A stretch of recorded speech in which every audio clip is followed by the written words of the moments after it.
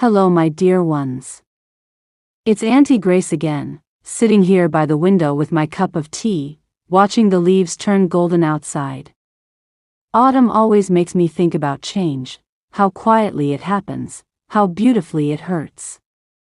Today, I want to tell you about something that's been on my mind lately.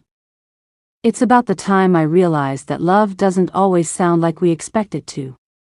Sometimes, it whispers in silence. You see, ever since my husband Dan passed away 6 years ago, this house has been quieter than I ever imagined. At first, I thought I'd grow used to it. But you never really do. You just learn to live with the echoes, the creak of his chair, the sound of his laughter that still lingers somewhere between the walls. Max, my son, calls once in a while. He's busy with work and his wife, Lena. Well, let's just say she likes things her own way. I try not to complain, but I do miss the days when Max would walk in with a big smile and say, "Mom, what's for dinner?" These days, it's more like, "Sorry Mom, we'll visit next month." And that month never really comes. Emily, my sweet girl, checks in almost every day. She works long shifts at the hospital but somehow still finds time to ask if I've eaten or if I'm sleeping enough. She worries too much, just like her father did. I tell her I'm fine, but sometimes I'm not. The other evening, I found myself talking to Dan again. Just softly, like I always do. I told him I missed how he used to make everything feel all right. And then I looked up and smiled, because I remembered something he once told me, "Grace, don't wait for the big moments to feel loved. Sometimes love hides in small, ordinary things." And that's what this story is about, how I found love again, in the most unexpected way. It happened on an ordinary Wednesday morning. The sky was soft gray, and there was a light drizzle outside, the kind of weather that makes you want to wrap yourself in a blanket and stay quiet for a while. I had just finished my breakfast when I heard a gentle knock on my door. When I opened it, there stood a little boy, no older than 10, holding a basket of newspapers. His cheeks were pink from the cold, and his hair stuck to his forehead in tiny curls. He smiled shyly and said, "Ma'am, I think this belongs to you." The wind blew it down the street. It was my garden journal, the one I always keep on the porch. I thanked him, and he just shrugged, saying it wasn't a big deal. But as he turned to leave, I noticed the holes in his shoes and how his jacket looked too thin for the weather. I called out to him and asked if he'd like a cup of hot cocoa before heading off. His eyes lit up like little candles. As he sat at the kitchen table, sipping from the cup, he told me his name, Oliver. He said he lived down the street with his grandmother. His parents had gone away, and he didn't talk much about them after that. Something in his eyes reminded me of my Emily when she was little, brave but lonely. Before leaving, Oliver looked around my kitchen and said softly, "Your house smells like my grandma's, safe." That word. Safe. It lingered in my heart long after he left. That day, I realized how long it had been since anyone had sat across from me, smiling like that, without rushing or checking a phone. It felt simple. Real. For the first time in months, the house didn't feel empty. It felt alive. I didn't know it then, but that little boy was about to change something deep inside me, something I thought I'd lost forever. The next morning, I found myself standing by the window, waiting to see if Oliver would pass by again. I told myself I was just curious, but deep down, I knew it was more than that. There was something about that boy, a quiet resilience that reminded me of Dan. He always had that same calm strength, even when life got hard. Just as I was about to turn away, I saw Oliver riding down the street on his little bicycle, balancing a stack of newspapers higher than his head. I waved, and he waved back, that same shy smile lighting up his face. Without thinking, I walked outside with a small brown paper bag. Inside, I'd packed a sandwich, an apple, and one of those oatmeal cookies I bake when I miss my family. He tried to refuse, saying, "I'm okay, ma'am," but I could see the hunger in his eyes. So I told him, "You'll make me happy if you take it." That made him laugh. He tucked the bag under his arm and said, "Then I guess I'll help you be happy." It became a quiet routine after that. Every few mornings, he'd stop by, sometimes for cocoa, sometimes just to chat for a minute. He'd tell me about his school, his grandmother's health, and his dream to become a pilot someday. I'd listen, smile, and try not to let the ache in my chest show. Emily called that evening. She said she'd be visiting next weekend. I told her about Oliver, and she paused for a long moment before saying, "Mom, just be careful not to get too attached." I know she meant well. But I also know that love doesn't come with conditions or caution signs. Sometimes, life sends you people not because they need you, but because you need them, and maybe, just maybe, Oliver was one of those blessings I didn't see coming. A few days later, Oliver didn't show up. The morning felt unusually quiet, no bicycle bell, no cheerful wave from the sidewalk. I tried to ignore the uneasy feeling sitting in my chest, but as the sun began to set, I found myself standing by the window again, worrying like only a mother can. By the third day, I couldn't sit still any longer. I remembered the street name he once mentioned and decided to take a walk. Willow Creek is a small town. People know each other's faces even if they don't know their stories. When I asked around, someone pointed me toward a small house near the end of Maple Lane. Peeling paint, old mailbox, a tired-looking porch swing that creaked in the wind. I knocked softly. After a few moments, an elderly woman opened the door, frail, her eyes kind but weary. Before I could even speak, she said, "You must be Miss Grace. Oliver talks about you all the time." I smiled, though my throat tightened. Inside, the house was simple but clean. The smell of soup simmering filled the air. The woman introduced herself as Mrs. Parker, Oliver's grandmother.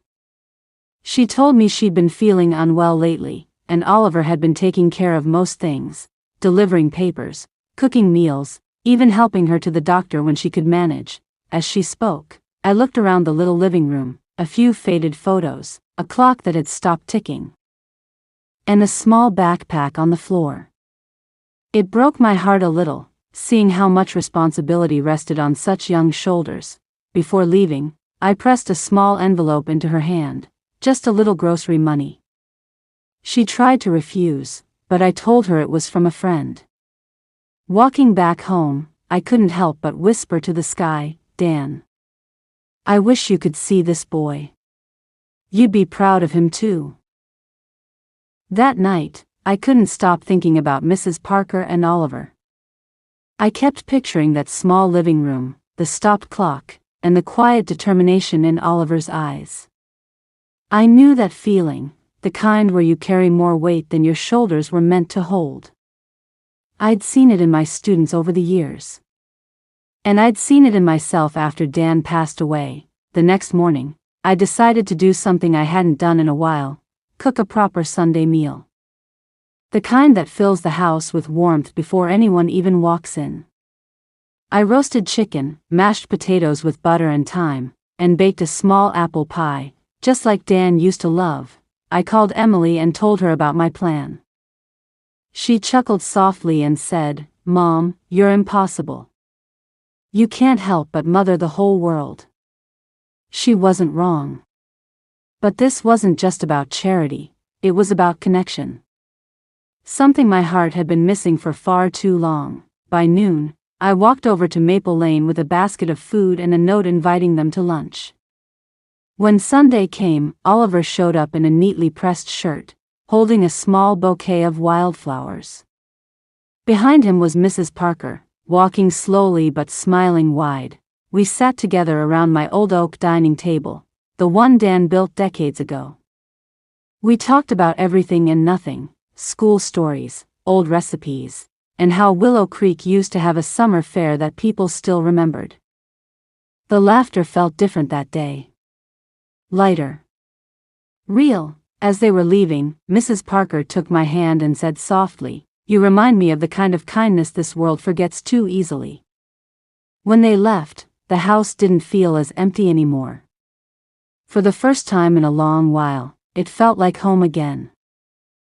A few days after that Sunday lunch, I received a call from Max. It's rare these days, he's always busy, or so he says. I smiled when I saw his name flash across the screen, but something in his voice told me this wasn't a casual chat. "Mom," he started, "Emily told me you've been spending time with that newspaper boy and his grandmother.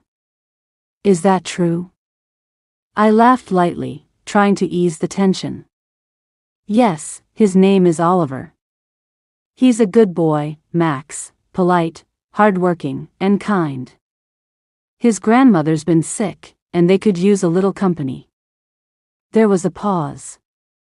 Then his tone sharpened, just slightly. "Mom, you can't get too attached to strangers. You don't know their background. What if they're taking advantage of you?" His words stung. I know he didn't mean to sound cold, but there was something about the way he said strangers that made my heart ache. "Max," I replied softly, "people are only strangers until you choose to care." He sighed. "You're too trusting, Mom. You always have been. Dad used to worry about that." That last part hit harder than he probably realized. For a moment, I couldn't speak. I thought of Dan, how he used to tell me, "Grace, your heart's a little too big for this world." He never said it as a warning, though. He said it like a compliment. After the call ended, I sat quietly on the porch, listening to the crickets. Maybe Max was right in some ways. Maybe I do trust too easily. But I also know that shutting people out doesn't protect your heart, it just makes it quieter. And that night, as I closed my diary, I wrote one line that felt truer than anything I'd written before. Sometimes, the ones we try to help end up healing parts of us we didn't know were still broken. The next morning started like any other. I was halfway through my coffee when I heard a soft knock at the door. When I opened it, there stood Oliver, his eyes red and puffy. He clutched his cap in both hands, twisting it nervously. "Ma'am," he whispered, "Grandma's not doing so good. She's real weak today." I didn't think twice. I grabbed my cardigan and followed him down the street. When we reached their little house, I saw Mrs. Jensen lying on the couch, her breathing shallow but peaceful. She smiled faintly when she saw me. "Oh, Grace. I didn't mean to trouble you," she said in a trembling voice. "Don't be silly," I told her, kneeling beside her. "You're family now, remember?" Oliver's eyes filled with tears. He tried to stay brave, but I could see the fear in that young face. He had no one else. I made her some tea, helped her sit up, and stayed there until evening. She told me stories of her youth, of dancing in the rain with her late husband, of raising Oliver's mother, who'd passed too soon. At one point, she reached out and held my hand. "Grace, if something happens to me, will you look out for my boy?" I swallowed hard. "Don't talk like that, Helen," I said. "You'll be up on your feet in no time." But deep down, I knew. There was a heaviness in the air that words couldn't hide. That night, as I walked home, the streetlights flickered softly against the pavement. I thought about how strange life is, how just when you think your days of caring are over, life sends you someone new to love, even for a little while. When I sat down with my diary that night, my heart felt both heavy and full. I wrote, "Sometimes, God doesn't ask if we're ready to love again. He just sends someone who needs us, and in helping them, we find pieces of ourselves we thought were gone." 2 days later, the rain started early. The kind of soft drizzle that feels almost gentle, as if the sky itself is grieving. I was preparing a pot of soup when my phone rang. It was Oliver. His voice was shaking. Mrs. Grace. Grandma's not waking up. I didn't even change my shoes. I rushed straight to their house. The little living room smelled faintly of lavender and old books. Mrs. Jensen was lying on her bed, her face calm, as though she were only resting. Oliver was sitting beside her, holding her hand, whispering something I couldn't quite hear. I knelt beside him and placed my hand on his shoulder. He looked up at me with tear-streaked cheeks. She promised she'd see me graduate. He said in a broken voice, "There are no words for moments like that." So, I didn't speak. I just stayed with him, the two of us in quiet prayer as the rain tapped gently against the window. After the paramedics came and went, the house felt painfully empty. I helped Oliver call a few relatives, though none seemed in a position to take him in right away. He was only 16, a boy, really, but that day, he seemed so much older. When I finally returned home, the house felt too quiet. I sat by Dan's old armchair, clutching a cup of cold tea, staring at the framed photo of him on the mantel. "You'd tell me what to do, wouldn't you?"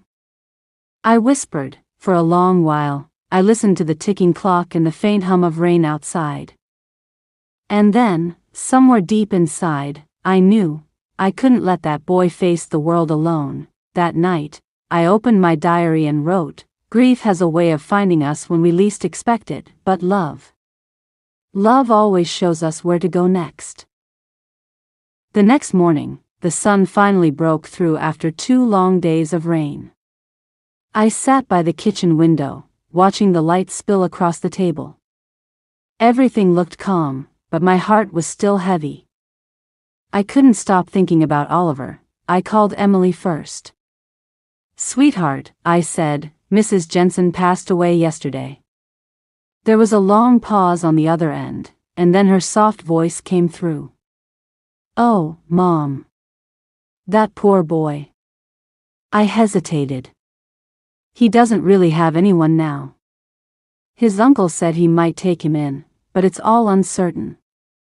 Emily didn't need to ask what I was thinking. "You want to help him, don't you?" I smiled faintly. "You know me too well." That afternoon, I went to see Oliver again. He was sitting on the porch steps, still in the same clothes from the day before, his eyes dull and tired.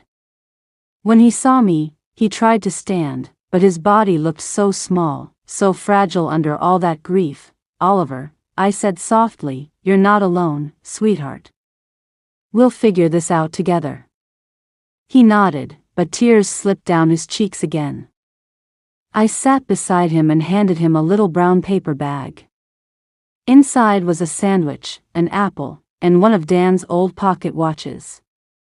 "He used to say time helps heal everything," I told him. "It doesn't make the pain disappear, but it teaches you how to live with it." That night, as I wrote in my diary, I realized something quietly profound. Sometimes, love doesn't ask for permission. It just appears at your doorstep in the shape of a boy who's lost everything. And for the first time in a long while, I felt that maybe, just maybe, I still had a purpose left in this world. It's been 2 weeks since Mrs. Jensen's funeral.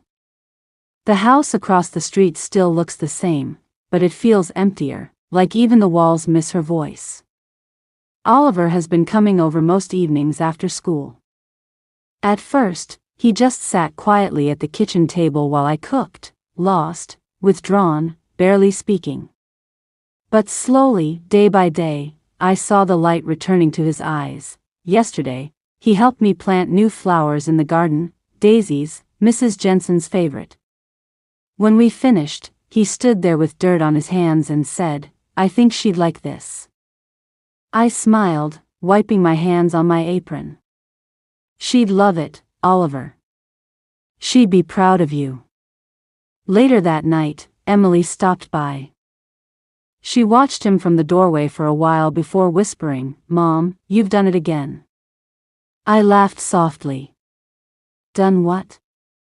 Found another soul to take care of. I looked at her, then at Oliver, who was reading quietly in the living room, and said, maybe he's the one taking care of me.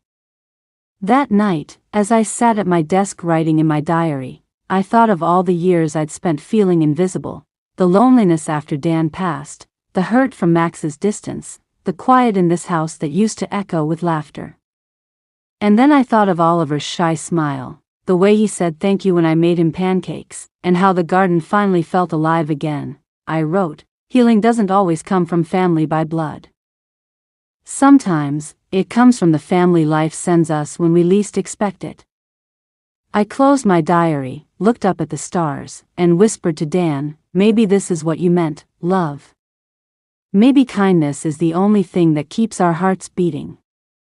And for the first time in a long time, I didn't feel alone. I felt home.